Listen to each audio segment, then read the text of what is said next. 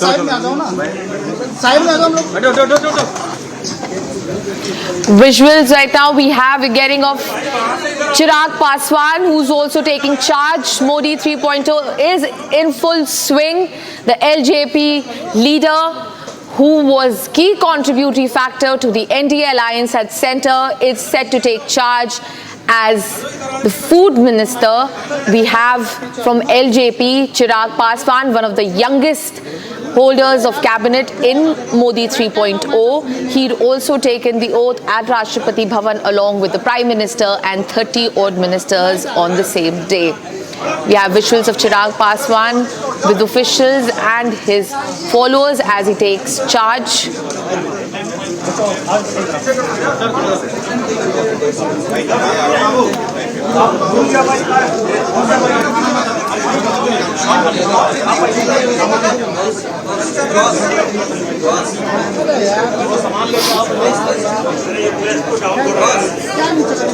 He is the president of Lok Janshakti Party. He's been appointed as Minister of Food Processing, one of the youngest in the cabinets for Modi 3.0. Chirag Paswan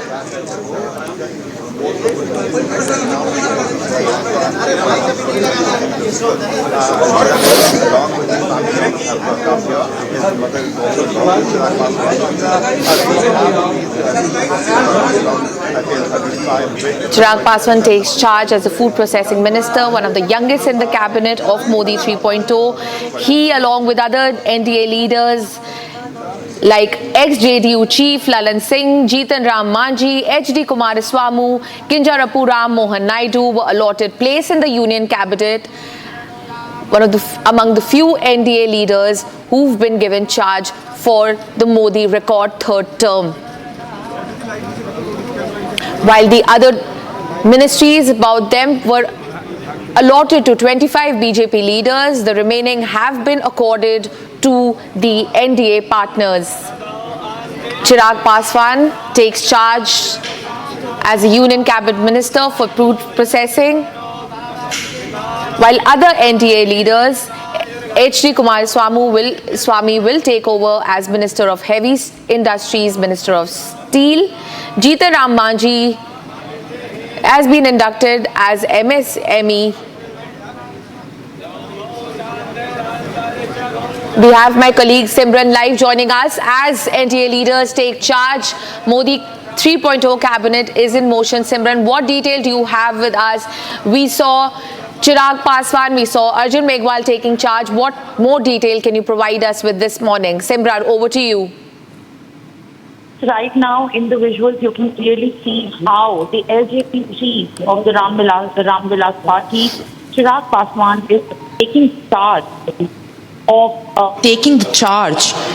of the food and processing ministry right now, and it is with the loud cheer of his own supporters and all the people who have gathered in large numbers here to support him, can be seen supporting him at this very moment. He's joined by his near and dear ones and all the family members. As of now, prayers are being offered right now, and in this very moment, all the supporters and seniors in the party are giving him support. 2014 में सरकार बनी तो ये विभाग बनाया गया, green department की तरह इसको तैयार किया गया।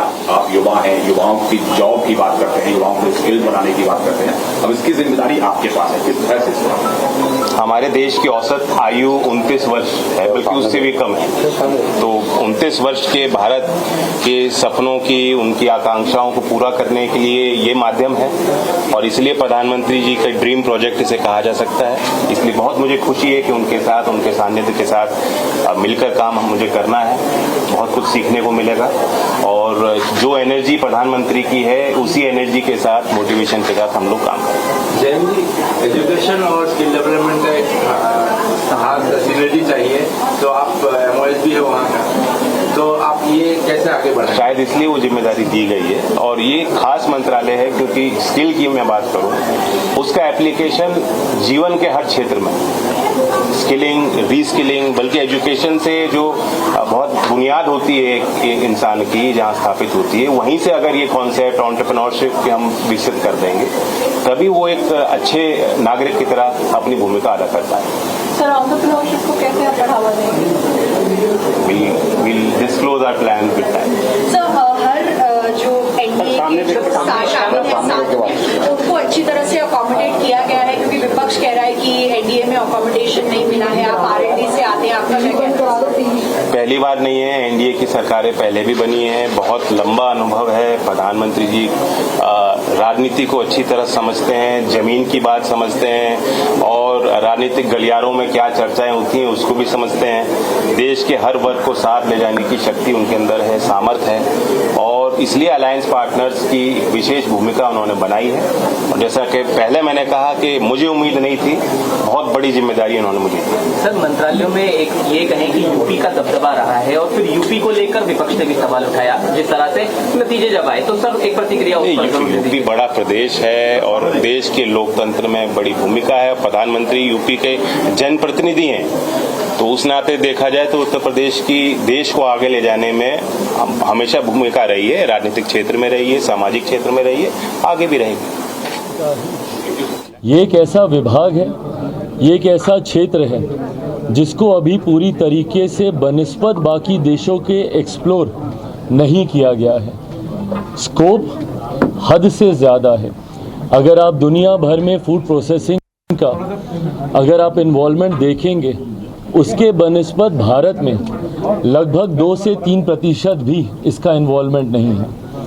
आने वाले समय में जहां इसमें स्कोप बहुत ज़्यादा है, वहीं ये एक ऐसा विभाग है जो सीधा किसानों को मदद पहुंचाने का काम करेगा, जो किसानों की आय को बढ़ाने का काम करेगा, जिस लक्ष्य के साथ हमारी केंद्र की सरकार आगे बढ़ने का प्रयास कर रही है। कृषि प्रधान देश है हमारा, और ऐसे में मेरा खुद का विज़न, जिसमें मैंने हमेशा इस बात का जिक्र किया है कि ज़्यादा से ज़्यादा प्रोसेसिंग यूनिट्स होने चाहिए, ताकि किसानों को उनके उत्पादन का उचित दाम मिल सके, उनके आय में वृद्धि हो सके।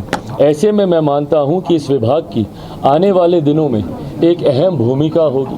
कल प्रधानमंत्री जी से भी अनौपचारिक मुलाकात में जब बातचीत हो रही थी, उनके द्वारा भी यही मार्गदर्शन मुझे दिया गया कि इस विभाग को आने वाले दिनों में हम लोगों को नई ऊंचाइयों तक लेकर जाना है। आप विदेशों में देखेंगे जिस तरीके से दूसरे देशों में प्रोसेसिंग यूनिट्स के माध्यम से ही अधिकांश कार्य हो रहे हैं, ऐसे में हम लोग प्रोसेसिंग में अभी भी उस हद तक आगे नहीं बढ़ पाए।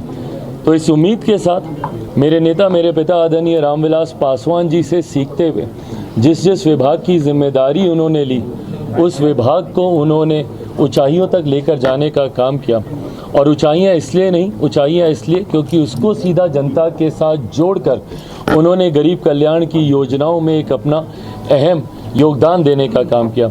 उन्हीं से सीखते हुए, उन्हीं की सोच को आगे बढ़ाते हुए और प्रधानमंत्री जी के संकल्प को, विकसित देश के संकल्प को पूरा करने में इस विभाग की एक अहम भूमिका मैं देखता हूँ। सोच के साथ हम लोग आगे बढ़ें। 100 दिन का रोड मैप क्या है आपके मंत्रालय का? क्योंकि प्रधानमंत्री जी बार-बार 100 दिन के रोड मैप की बात कर रहे हैं। मुझे कम से कम 100 घंटा दे दें, पहले विभाग को समझ लूँ, जान लूँ।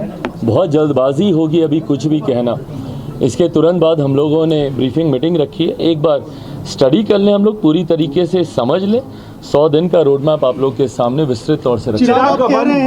One thing, earlier to that, India Alliance was saying that they were calling NDA leaders to make them prime minister. Now they are saying that it's a Junjuna Vibhag which the alliance partners are getting. Bihar के लोगों को खास तौर से कुछ मिला नहीं है। Bihar has got 8 ministries, but still they are taunting them. Well, I have said this repeatedly that it's not about the ministry, it's about the minister. It's never about a government, it's about the person who's leading it. It's never about an alliance, it's about the person who's leading it. It's always about the Netritva Karta, the person who's leading the thing. I have given example of my father. जो जिम्मेदारी जिस विभाग की उनको दी गई, जिस तरीके से उन्होंने उस विभाग में कार्य करके उस विभाग की पहचान बनाने का काम किया, मुझे लगता है हम जितने भी सहयोगी हैं, जो जिम्मेदारी हम लोगों को दी गई है, महत्वपूर्ण विभागों की जिम्मेदारी है।